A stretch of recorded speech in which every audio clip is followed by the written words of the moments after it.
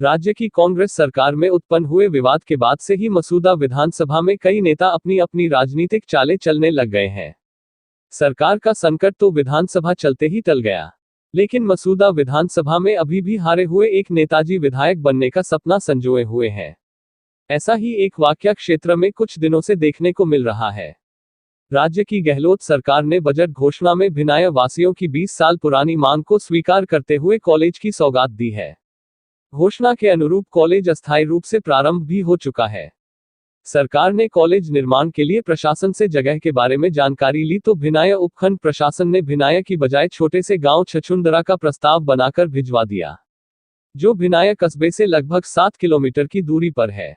कस्बे वासियों को जब इसकी जानकारी हुई तो वो लोग इकट्ठे होकर उपखंड अधिकारी से मिले, उन्हें ज्ञापन देकर प्रस्ताव भिनाय की जमीन का भेजने की कहा गया, लेकिन प्रशासन ने उनकी एक नहीं सुनी।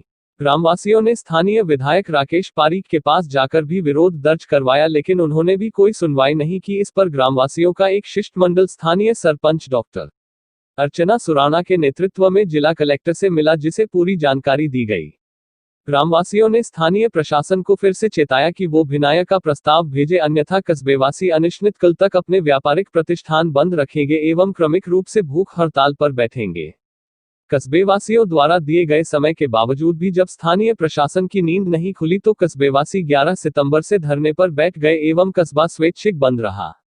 इसी दौरान जब जिला कलेक्टर को इस तथ्य की जानकारी हुई तो उन्होंने जरिए फोन स्थानीय प्रशासन को प्रस्ताव भेजने के निर्देश दिए।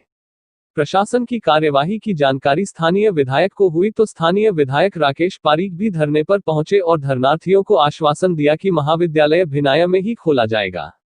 उन्होंने कहा कि स्थानीय उपखंड अधिकारी को निर्देशित कर दिया गया है कि वो पूर्व में भेजे गए प्रस्ताव को निरस्त कर नया प्रस्ताव भेज दे, लेकिन उपखंड अधिकारी ने 11 सितंबर को जो प्रस्ताव भेजा वो सिर्फ पूर्व में भेजे गए प्रस्ताव को निरस्त करने का था। इस पर ग्रामीणों ने यह मांग रखी कि जब तक उनकी जमीन पर कॉलेज बनाए जाने का प्रस्ताव नहीं भेजा जाता वो आमरण अनशन से नहीं उठेंगे।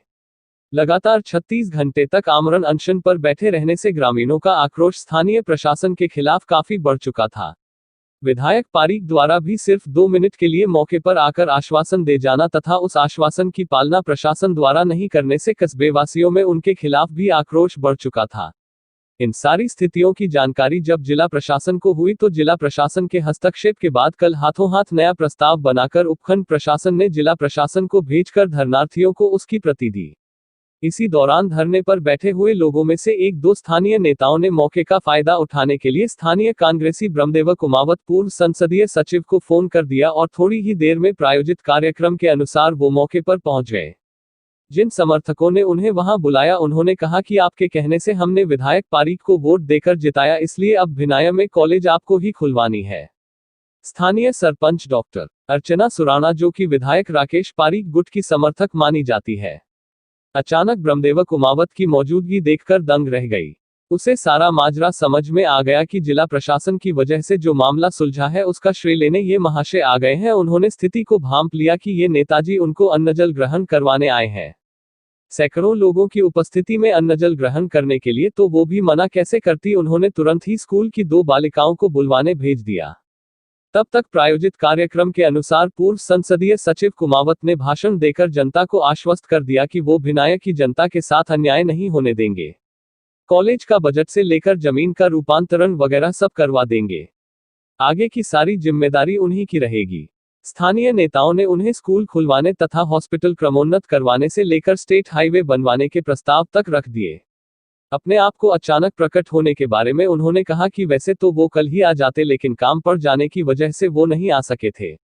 आज चूंकि उनके वहां के चिकित्सक पॉजिटिव आ गए थे जो कि उनके संपर्क में थे, इसलिए वो भी कोरोना की जांच करवाने आए। आज चूंकि उनके वहां के चिकित्सक पॉजिटिव आ गए थे जो कि उनके संपर्क में थे, इसलिए वो भी कोरोना की जांच करवाने आए थे, तो यहां भी आ गए। जिन 1-2 नेताओं ने उन्हें बुलाया था उन्होंने जमकर इनके कसीदे पढ़े। नेताजी ने भी खूब जमकर आश्वासन के गीत सुनाए।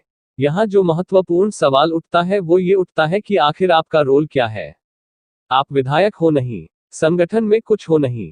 इन 2 सालों में आपके कहने से राजस्थान पुलिस के सिपाही की पोस्टिंग हुई नहीं हुई। जब आप सरकार में मंत्री थे तब आपने कॉलेज क्या स्कूल तक नहीं खुलवाए। गांव के लिए आपकी अब तक की उपलब्धि 0% है।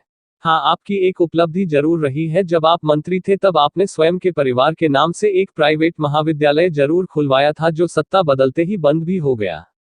और उसी महाविद्यालय भवन पर आपको अतिक्रमी मानते हुए हाल ही में तहसीलदार ने नोटिस दे रखा है, जो मामला तहसीलदार के यहाँ विचाराधीन है, जिसमें आप खुद अतिक्रमी हो। ऐसे में आपके कहने से बजट कौन देगा? आप भूमि का कन्वर्जन कहां से और किस हैसियत से करवाओगे भाई? सबसे बड़ी ताज्जुब की बात तो ये है कि जब आप कोरोना की जांच करवाकर आए हो तो रिपोर्ट के आने से पहले कैसे कोई भी सार्वजनिक कार्यक्रम अटेंड कर सकते हो? आप राजस्थान सरकार में मंत्री रहे हुए हो, क्या यही जिम्मेदारी है आपकी? एक और जहां प्रदेश के मुख्यमंत्री अपने आप को सुरक्षित रखने के दृष्टिकोण से वीडियो कॉन्फ्रेंसिंग के माध्यम से प्रदेश चला रहे हैं, वहां आप उनको फॉलो करना तो दूर, एक गैर जिम्मेदार नागरिक की भांति रवैया दिखाते हुए सैकड़ों लोगों के बीच जाते हो, सबसे मिलते हो, कोई सोशल डिस्टेंसिंग की पालना किए बिना भाषण देते हो, लोगों से मिलते हो। इससे ज्यादा गैर जिम्मेदाराना आचरण इस पूरे प्रदेश में तो किसी ने नहीं दिखाया होगा। आपको ये अधिकार किसने दिया जो आप लोगों की जान जोखिम में डालने के लिए वहां पहुंचे? किस हैसियत से आपने वहां के लोगों को आश्वासन दिया? सोचने वाली बात है। आप तो ऐसे पहुंचे मौके पर जैसे कि अब विधायक पारीख नहीं रहेंगे, अब जनता आपको बिठा रही है। राजनीति अपनी जगह है, राजनीति आपको आती है तो भले ही करो, लेकिन आमजन की सुरक्षा के साथ खिलवाड़ करने का आपको कोई अधिकार नहीं है। बोलो बजरंगबली की, बिना एकता, बिना एकता। परम आदरणीय हमारे गुरुदेव कचौड़ साहब, आपके नवनिर्वाचित सरपंच महोदय, पूर्व सरपंच कैलाश जी, तुलसीराम जी एवं सदस्य, विनायक की ग्रामवासी, पितृ बुजुर्गों, युवा साथियों, प्यारे बच्चों, बड़ी खुशी की बात है।